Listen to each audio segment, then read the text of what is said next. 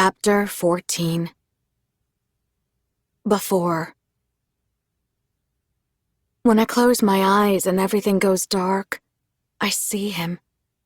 Sam, standing there, letting his dark hair cut across his forehead at a soft angle, wearing a white dress shirt buttoned up with a bow tie, leaning beside the door of the hotel kitchen as waiters pop in and out, carrying silver plates, taking in deep breaths and tugging at his collar, trying to stay calm. And suddenly I'm there too, holding his hand, saying, "It's gonna be okay, Sam. Just breathe." "Maybe we should leave," he says. "Don't be ridiculous. You have to go out there soon." "But I don't know if I can." "Of course you can. Why are you so nervous?" Silverware crashes into trays around us. We are standing behind a curtain that separates the kitchen area from a ballroom full of guests. Sam was hired to perform at his friend Spencer's cousin's wedding in the spring of junior year. They gave Sam a list of songs they wanted him to sing, and he's been practicing for weeks. It's his first paid gig, and I'm not letting him back out. "I don't know anybody out there," he says. "You know Spencer. And me. I'm here." Sam tugs at his collar again, so I help loosen the knot of his bow tie, letting him breathe easier. The first bead of sweat appears on his forehead. I move his hair out of his face. "What if no one likes it?" He keeps looking around.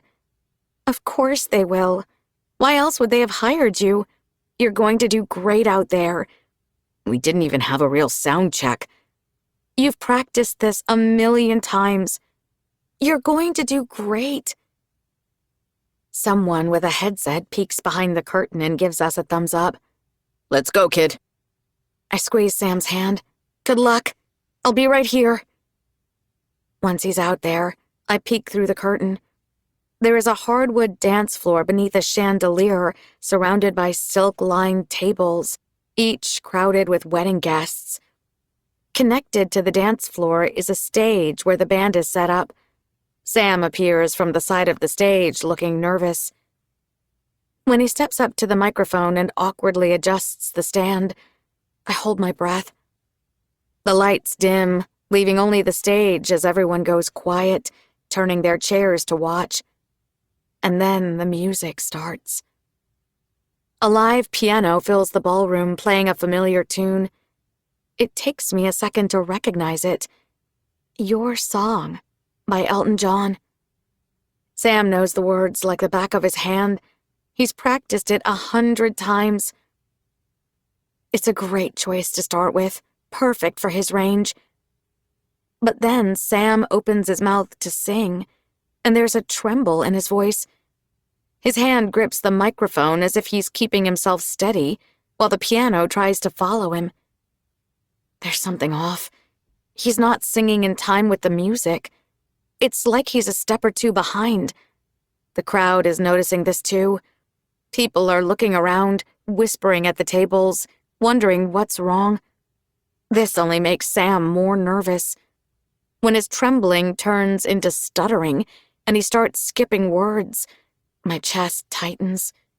I can't bear to watch this happen. I wish there was a way to save him. I wish I could move the attention away before this gets worse. Don't just stand here. Do something, Julie. So I take off my heels and step through the curtain. At one of the tables in the middle of the room, Spencer is sitting beside his brothers. I make my way over and grab his hand. "Yo, what's up?" "Come with me." "Huh?" I pull Spencer out of his chair, leading him onto the empty dance floor as everyone turns to look. What are we doing?" "Dancing. Just go with it." "Oh my God." My heart is pounding as I place a hand on Spencer's shoulder as we get into position and begin what we hope is a waltz. We have no clue what we're doing or how we look, but everyone is watching us. I don't make eye contact with Sam as we begin our dance. I'm afraid it could make him more nervous. Instead, I lift Spencer's arm and make him twirl me around him to the rhythm of the music. Our dance is going more smoothly than I expected. At one point in the song, Spencer puts his arms behind my back and dips me, making the tables around us cheer. I don't know if it's the piano, Sam's voice, the burst of adrenaline, or the attention of the room, but we suddenly get into this.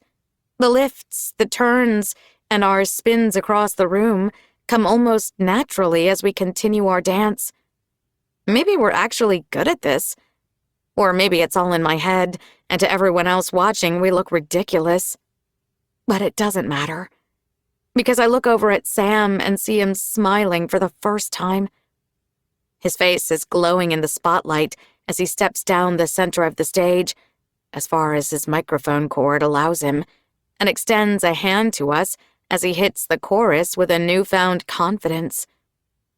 I look back to him from across the dance floor as the drums come in, followed by the guitar, and we feel a spark move between us. A crowd of people has formed around the edge of the dance floor. Eventually, a few of them step in and start dancing too, pulling in others with them. Sam and I look at each other again. Because we did this. His voice and my dance with Spencer changed the energy of the room. When the music begins to fade, I feel the song about to end. I lift my hands one last time and go spinning across the dance floor as lights swirl around me until the room suddenly vanishes and I fall straight into Sam's arms, throwing us off the edge of the dock as we go crashing into ice-cold water. A million bubbles swarm around me as we emerge from the surface of the lake to the sound of fireworks going off in the distance. It's the night before the 4th of July. The summer after our sophomore year. Sam and I made plans to sneak out to meet each other here. If my mom knew this, she would kill me. I shiver in the water. I can't believe we're doing this. Sam laughs and runs a hand over his head, brushing his hair back. His skin is glistening from the water. You said you wanted to be more spontaneous. I wasn't expecting this. More fireworks go off in the distance, lighting the tips of the trees that surround us. Sam flips onto his back and starts swimming backward, showing the bare lines of his chest. I instinctively throw my hands over myself, covering up. What if someone sees us? Jules, no one else is out here. It's just you and me. I've never done this before. Skinny dipping? I can't believe you dared me. I never thought you'd actually do it. Sam! Relax, we're not completely naked. Fireworks go off again as Sam paddles in circles around me, laughing. How did you even come up with this? I ask. I saw it in a movie once, he says. It seemed really sweet and romantic and everything in my head. It's so cliché. At least this will be something to remember. And a funny story to tell. We can't tell anyone this. Okay, we'll keep it a secret. Sam swims up to me, and we look at each other. I take in his face, illuminated by occasional bursts of light from the sky. He is right about one thing. I don't think I could ever forget the way he's looking at me in this moment. Are you mad we did this? He whispers. No, just a little nervous. I feel a shiver, not from the cold, but from the thrill of being out here with him. Me too. Sam smiles and moves my hair behind my ear. Then he lifts my chin gently with his other hand, and he kisses me. We close our eyes, listening to fireworks going off around us. A beam from what could be a flashlight shines through the trees, followed by some voices and the sound of footsteps coming up the path. Someone's coming! I gasp. What? We dive underwater to hide ourselves. I hold my breath, and bubbles swarm and swirl around me as I fall through the water like a stone pulled through space, before emerging onto dry concrete. It's broad daylight out. The smell of food carts and sulfur fills the air as skyscrapers rise up around me. It's the summer before senior year. I'm standing on the streets of New York City adjusting a duffel bag that's digging into my shoulder as Sam suddenly appears, dashing past me, pulling along a suitcase. "No time to stop. We gotta go." "Hold on!" Sam is leaving for Japan in an hour and 42 minutes. The next subway to the airport arrives any minute now, and if he misses it, he could miss his flight. He is spending the entire summer in Osaka with his grandparents, so he and I planned a goodbye weekend trip together before he heads off. Sam glances at his phone for directions. "This way." "Just slow down." We zigzag through stalled traffic and push through crowds, avoiding steam spouting from manholes and the occasional corner merchant trying to sell me handbags. Once we make it down a narrow stairwell and turn the corner, Sam goes crashing into the metal turnstile and wheezes. "You have to swipe your Metro card." I swipe it once for each of us as we hurry through and head down another set of stairs. When the platform rumbles beneath my feet, I know we made it just in time. I look out and see the train lights shining through the tunnel. It's time for us to say goodbye. I wish we had a few more days together. I wish I was going with him. Sam kisses my cheek. I have to go.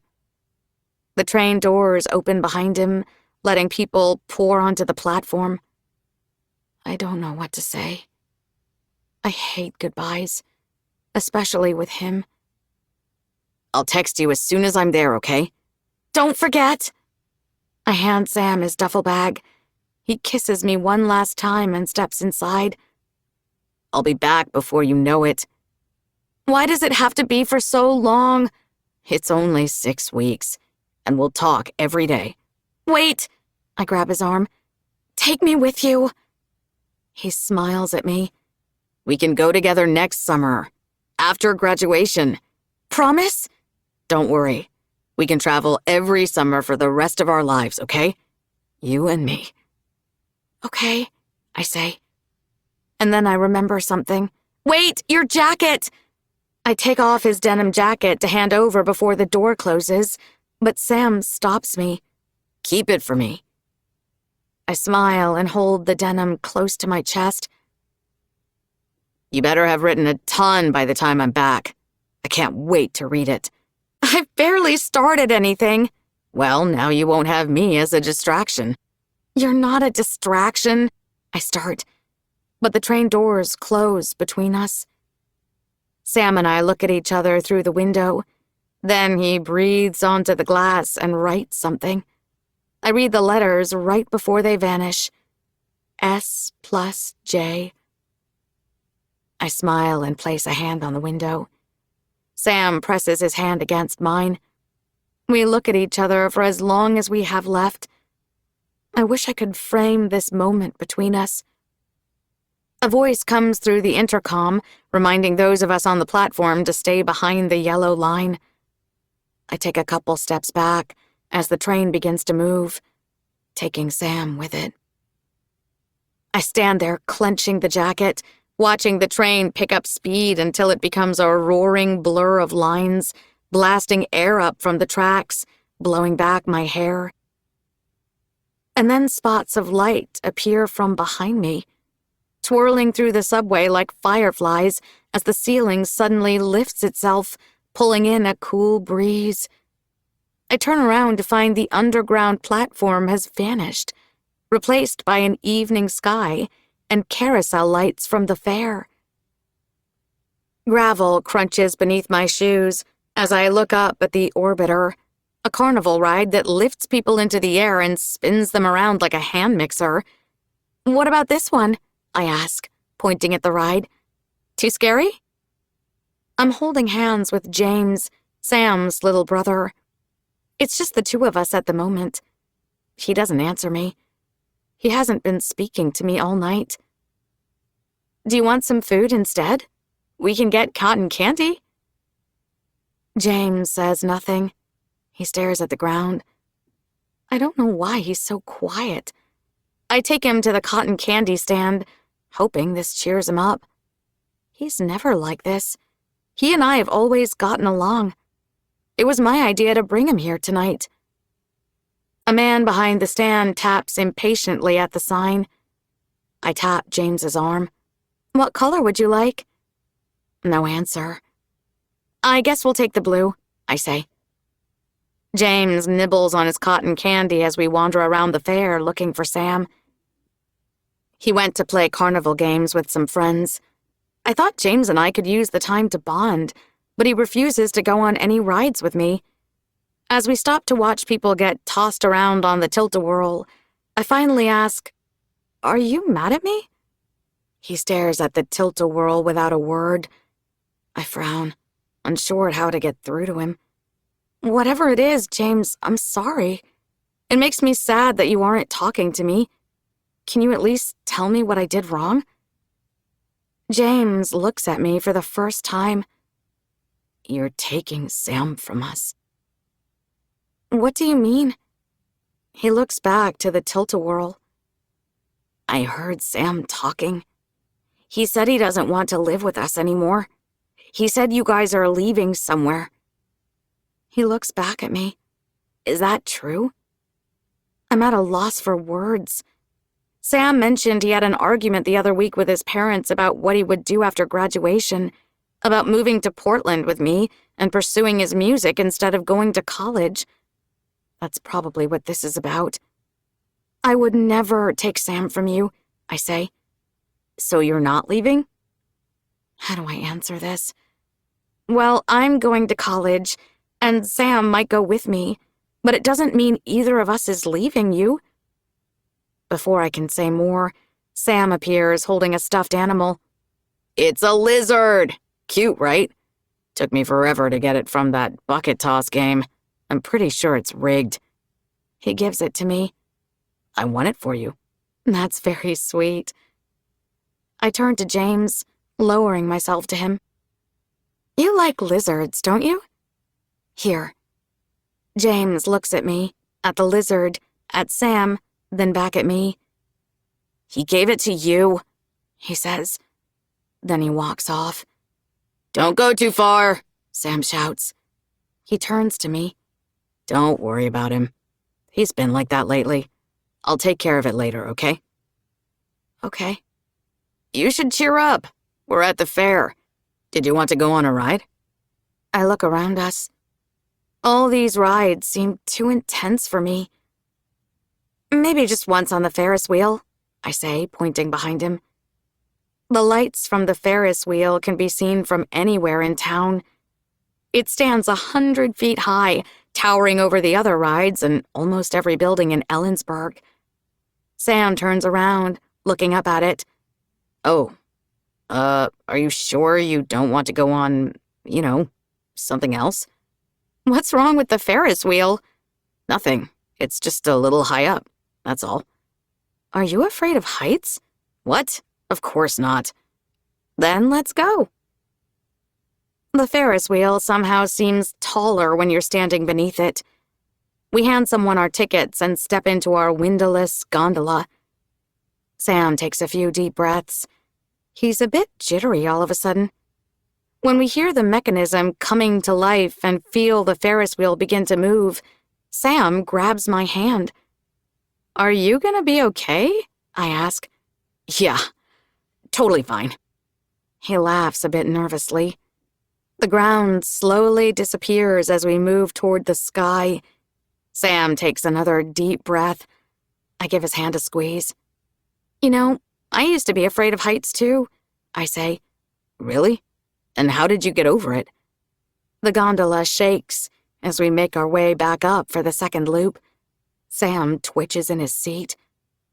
You have to close your eyes first, I say, as I do this myself. Are they closed? Yeah. Mine too. Okay. And then what? And then you pretend you're somewhere else, I say. Anywhere in the world that makes you forget where you are.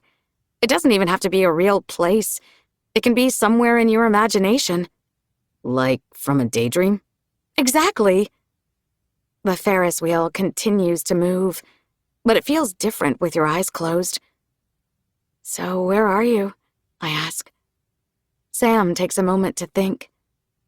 I'm in a new apartment that you and I just moved into.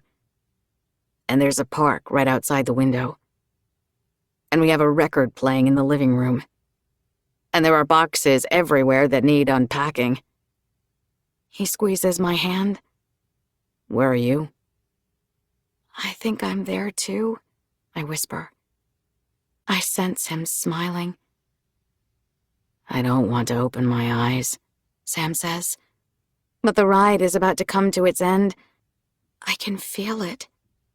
I squeeze my eyes tighter, hoping to stop time, or at least slow it down, because I don't want to open mine either. I don't want to lose him. I want to keep them shut and live in this memory of us forever. I don't want to open my eyes and see a world without Sam. But sometimes you just wake up, no matter how hard you try not to.